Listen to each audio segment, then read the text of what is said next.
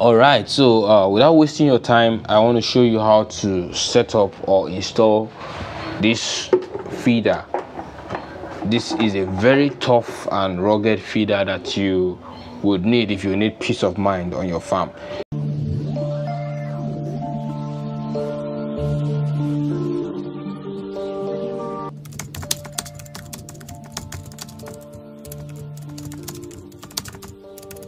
And I'm just going to show you, these are the things that will come when you place your order. So right here, you need to study this pipe very well. There's one end that has threading. This end has threading, and that's the end that's where you need to start your work from. So you turn this way, push this through. There's a stopper here, so it stops it. You push this through and you take your nuts. There's a plastic nut. This also comes with heat. Everything you need comes with this feeder. You don't need to buy anything when installing. Even the rope that you use to hoist or hang it comes with it too. So this is the first step. Make sure you knot it in firmly. Then the next thing is to put this guy on top.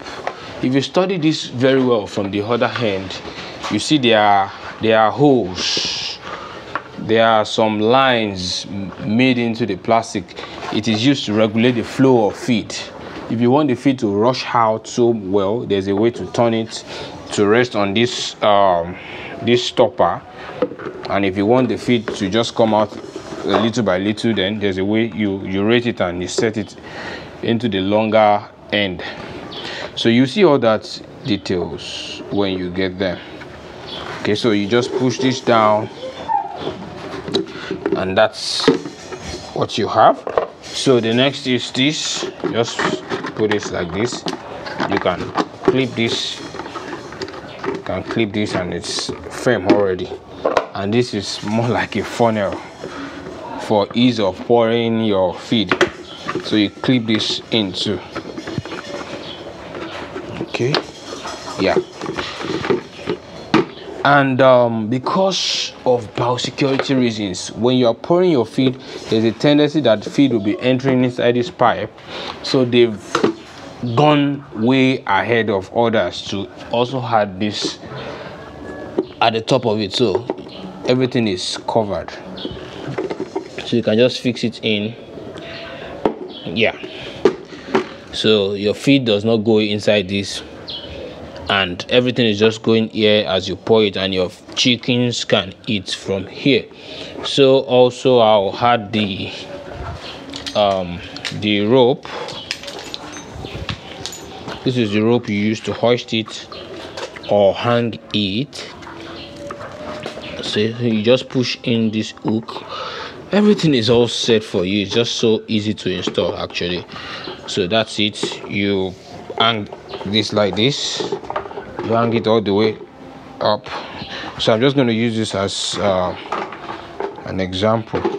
So if you want it to go up, all you need to do is just raise this. I don't know if you're seeing. Let me check if you're seeing it. No. Okay, so you just raise this. Just lift it. Because of the way it's bent, it won't come down.